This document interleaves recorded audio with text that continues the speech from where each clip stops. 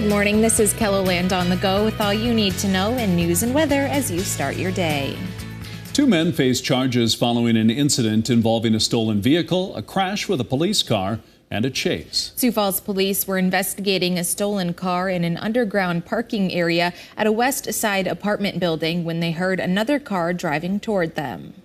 Last second, it kind of swerved by and sideswiped the car. The garage door to that underground garage was closed, and that vehicle ran through that garage door.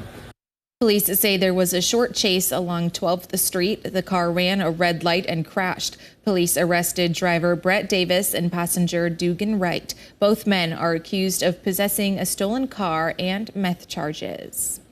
Sioux Falls police are investigating gunshots on a street outside an elementary school. Gunshots were reported at 33rd and Bonson near Harvey Dunn Elementary just before 9 o'clock Monday night. Police say some teenagers were inside a truck that was being followed, and someone in that second car ended up firing a gun.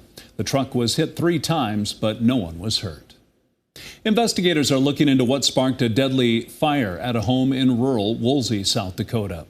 The Woolsey Fire Department says a passerby called it in just after 5:30 Tuesday morning. The home was already consumed by flames by the time crews arrived on scene. Authorities were notified that a person may have been inside. Once the fire was out, an investigation began, leading to the finding of an adult victim.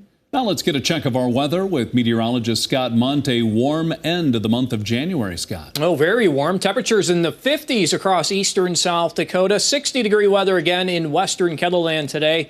We are forecasting a high of 60 in Rapid City, 50 in Pierre, 52 in Sioux Falls, and 48 in Aberdeen. So until further notice, we'll just keep these temperatures above average. The weekend, warm enough to support rain showers. We'll have more details on the forecast with Brian coming up. Thank you, Scott. The CEO of the St. Francis House spoke on House Bills 1098 and 1131 during legislation yesterday.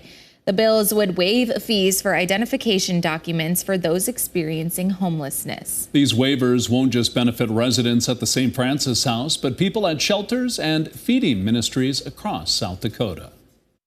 You need a birth certificate or you need your social security card to get a ID, and if you can't get either one, you can't get either or. Both bills moved forward yesterday. Since they both involve state funds, they each need to pass another committee before going to the full House.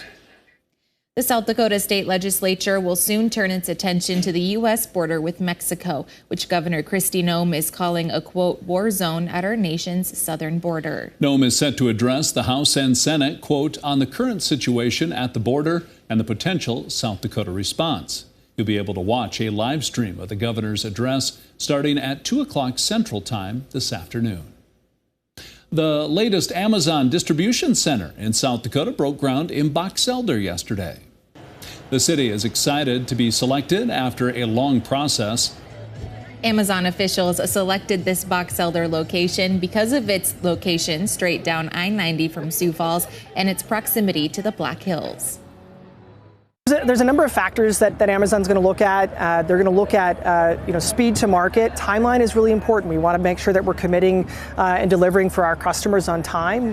We're a customer-obsessed company, and so that really becomes kind of our core function. Amazon is expecting construction to be completed either late 2024 or early 2025. And it's a twist on a classic arcade game. 17-year-old Ado Franchuk built a virtual pinball machine featuring 2 screens and a computer. The Baltic teen created the game as part of a senior capstone project. Ado plans on attending Dakota State University this fall. He says he might take the pinball machine with him. Let's look at some of our top stories. Now let's get one last look at your weather with meteorologist Brian Karstens. Brian?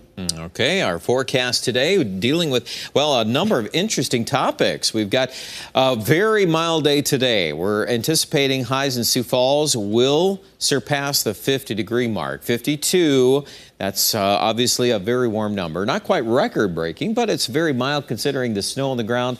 Numbers elsewhere, it's going to be mild. I would argue a couple things. Chamberlain and Yankton, like yesterday, those 2 locations were a little cooler because of the snow. I still think, though, we can overcome some of that. So our official forecast, both locations should be around 50 or even a little bit above that. Winter, yep, see how it kind of really put some momentum behind those numbers. Maybe we hit close to 60. And Rapid City, our official forecast is around 60 yet this afternoon. Tonight, the main change in the weather will be a subtle shift of the direction of the wind. Instead of it being out of the west or southwest, it'll go around to the east-northeast. And that should be enough to at least induce a few areas of either some low clouds or some fog. So I'd kind of be mindful of that. I still think Sioux Falls can edge into the middle to upper 40s tomorrow, so no drastic change in the weather. Pierre and Aberdeen, maybe some slight cooling here due to any clouds that develop. That's kind of your key there. We'll kind of watch that and maybe make some subtle changes to the forecast. But by and large, it's not going to rain or be any significant moisture values, at least for a couple more days. I would keep an eye on the weekend, though, as we have a disturbance to our south. Nebraska will start picking up some rain showers, even maybe a little bit of western South Dakota by Friday afternoon. And then as you see that area of rain, while it is positioned just mainly south of Kettleland, a lot of that will end up routing into western South Dakota, and Sioux Falls and our eastern areas may get teased by some rain, but that big old blocking high there over the Great Lakes, that's going to act as a big stop sign, and it's going to effectively push that moisture around us. So I would just say that that seems to be the pushing of the data here. While we may get some rain, we're definitely not going to get the majority of that. It's going to go elsewhere. 52 is our high today in Sioux Falls, 60 in Rapid City. Your 7-day forecast, 40s for highs right through early next week. We'll incorporate some rain showers into that forecast for Saturday, possibly early Sunday. Aberdeen also may get teased by some rain showers, but don't think anything major or organized. I think at this point, it's kind of watching the periphery of that system. If you're in Pierre, maybe a little better chance. We have a 50% chance of showers there. Even more likely if you're toward the Nebraska border or into southwest South Dakota through the Black Hills. We should be able to route some rain. And notice we're saying rain. It's going to be even harder to get snow. Not impossible in the elevation of the hills, but down in the plains, it'll mainly be the liquid precipitation.